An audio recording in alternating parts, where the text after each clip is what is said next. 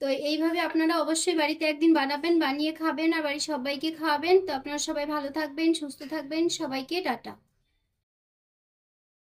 নমস্কার বন্ধুরা, আপনাদের সবাইকে সীমা রান্নাঘরে স্বাগত। আজ আমি রান্না করব চাল কুমড়ো পাতার বড়া। তো চাল কুমড়ো পাতার বড়া বানাবার জন্য দেখুন এখানে আমি চাল কুমড়ো গাছের শাক নিয়ে নিয়েছি অনেকগুলো। তো এই চাল কুমড়ো গাছের শাকগুলো আমি অন্যভাবে রান্না করব, আর পাতাগুলো দিয়ে আমি বড়া করব। তো এই পাতাগুলোকে কি করব, যেই যেই পাতাগুলো কচি আছে, হ্যাঁ, মাথার দিকের এই যে ডগের দিকের পাতাগুলো, এই পাতাগুলোকেই আমি নিয়ে নেব। তো এই পাতাগুলো দেখুন এখানে আছে। তো এইভাবে করে ডাঁটিটা আমি নেব না, শুধুমাত্র পাতাটাই নেব। তো এইরকম করে পাতাগুলো সমস্ত আমি নিয়ে নেব। তো আপনারা আমার সঙ্গে থাকুন, পুরো ভিডিওটা দেখুন।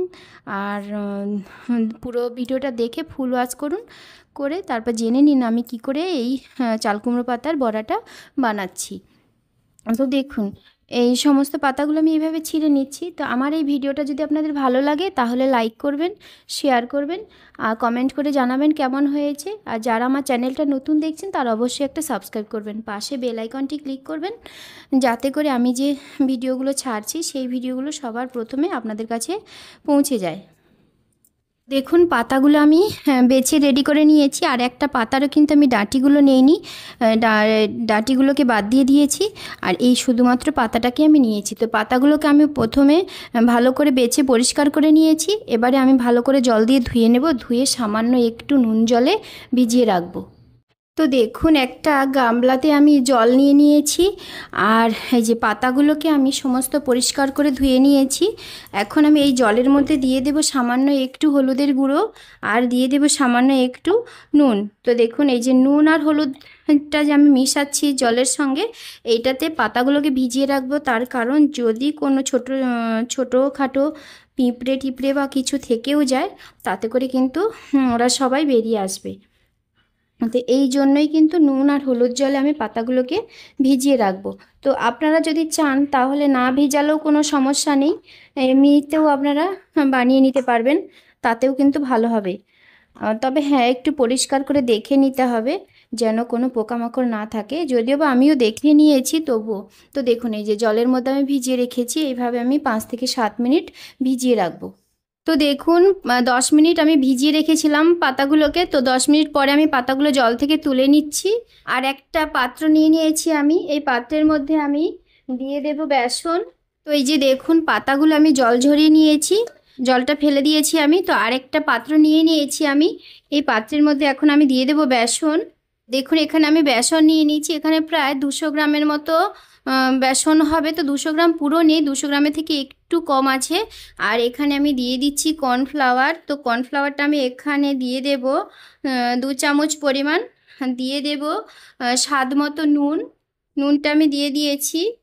তো এখন আমি দিয়ে দেব পরিমাণ মতো হলুদের গুঁড়ো, হলুদের গুঁড়োটা আমি দিয়ে দিয়েছি। এখন দিয়ে দেব কাশ্মীরি লঙ্কার গুঁড়ো, লঙ্কার গুঁড়োটা ঝাল লঙ্কার গুঁড়োও দিতে পারেন, আর কাশ্মীরি লঙ্কার গুঁড়োটাও দিতে পারেন, কোনো অসুবিধে নেই। তো আর দিয়ে দেব বেকিং সোডা। তো বেকিং সোডাটা কতটুকু দিচ্ছি দেখুন, এতটুকু পরিমাণে দিতে হবে, বেশি দিলে হবে না। তো এই সমস্ত শুকনো উপকরণগুলোকে আমি একসঙ্গে মিশিয়ে নেব, আর তার আগে দিয়ে দেব একটু চাট মশলা। তো চাট মশলাটা আপনারা পছন্দ করলে দেবেন, আর যদি পছন্দ না করেন তাহলে দেওয়ার কোনো দরকার নেই। তো আমি অল্প সামান্য একটু চাট মশলা দিয়েছি, দিয়ে এই শুকনো উপকরণগুলোকে আমি একটু ভালো করে মিশিয়ে নিচ্ছি। তো দেখুন শুকনো উপকরণগুলো মেশানো হয়ে গেছে। এখন আমি অল্প অল্প করে জল দেব, অল্প অল্প জল দিয়ে একটা ব্যাটার তৈরি করব। দেখুন আমি অল্প অল্প করে জল দিচ্ছি। প্রথমে অল্প করে জল দিয়ে ব্যাটারটাকে সুন্দর করে রেডি করব। ব্যাটারটা যেন খুব বেশি পাতলা না হয়ে যায়, খেয়াল রাখতে হবে। দেখুন বেসনের ব্যাটারটা আমি কতটা ঘনত্ব করেছি, এইরকম ঘন করতে হবে। এই যে দেখুন এরকম ঘনত্ব রাখতে হবে, এর চাইতে পাতলা করলে কিন্তু হবে না। তো এইরকম ব্যাটারটা ঘন রেখেই কিন্তু চাল কুমড়োর পাতার যে বড়াগুলো ভাজবো সেগুলো রেডি করতে হবে। তো দেখুন বেসনটাকে আমি খুব ভালো করে কিন্তু ফেটিয়ে রেডি করে নিয়েছি। এই যে দেখুন তো হয়ে গেছে বেসনটা রেডি। এবারে পাতাগুলোকে যে নুন আর সামান্য হলুদ গুঁড়ো জলে ভিজিয়ে রেখেছিলাম, তো সেইগুলোকে নেব। তার আগে দেখুন একটা থালা নিয়ে নিয়েছি আমি, আর এর মধ্যে নিয়ে নেব পাতাগুলোকে। এই যে দেখুন পাতাটা আমি নিয়ে নিচ্ছি, আর এর মধ্যে দিয়ে দেব অল্প অল্প করে বেসনের ব্যাটার। এই যে এইভাবে করে দিয়ে পাতাটাকে এইভাবে মুড়িয়ে দেব, দিয়ে আরেক ওপর সাইডটাতেও বেসনটাকে এইভাবে লাগিয়ে দেব, দিয়ে তারপরে আবার এইভাবে মুড়ে দেব, দিয়ে ওপর দিয়ে আমি আবারও বেসন লাগিয়ে দেব। তো এটা আমি বেসন দিয়ে করেছি, আপনারা চাইলে মসুরির ডাল বা মুগের ডাল বা বিউলির ডাল যে কোনো ডাল বেটেও কিন্তু আপনারা করতে পারেন, তাতেও কিন্তু ভালো হবে খেতে। তো দেখুন পাতাটার গায়ে আমি বেসনটা মাখিয়ে রেডি করে নিয়েছি, পাতাটার ভেতরেও বেসন লাগিয়েছি, আর দুটো সাইডে খুব সুন্দরভাবে বেসনটা আমি লাগিয়ে নিয়েছি। তো এইভাবে করে আমি সমস্ত পাতাগুলোর বেসনগুলো লাগিয়ে নেব, পাতাগুলোর গায়ে বেসনগুলো লাগিয়ে নেব। তো চালকুমড়োর পাতার বড়াগুলো ভাজার জন্য দেখুন উনুনে কড়াই বসিয়ে দিয়েছি, আর কড়াইটা গরম হয়ে গেছে। কড়াইয়ের মধ্যে আমি এখন দিয়ে দিচ্ছি সাদা তেল। তো এখানে আমি তেল দিয়ে দিয়েছি, আর তেলটাকে কিন্তু ভালো করে গরম করে নেব। দেখুন তেলটাকে ভালো করে গরম করে নিয়েছি, এখন আমি তেলের মধ্যে দিয়ে দেব যে পাতাগুলো বেসনে মেখে রেখেছিলাম সেই পাতাগুলোকে। তো একসঙ্গে দুটো করে দেওয়া যাবে না, যেহেতু আমি একটু বড় বড় সাইজ করে পাতাগুলো ভাজ করেছি সেই জন্য। তো একটা একটা করে আমি ভেজে নেব। তো উল্টে পাল্টে নেড়ে চেড়ে কিন্তু এইভাবে ভেজে নিতে হবে। আর গ্যাসের ফ্লেমটা এখন মিডিয়ামে রাখতে হবে, বেশি বাড়ানো থাকলে উপরটা জ্বলে যাবে, ভেতরটা কিন্তু হতে চাইবে না।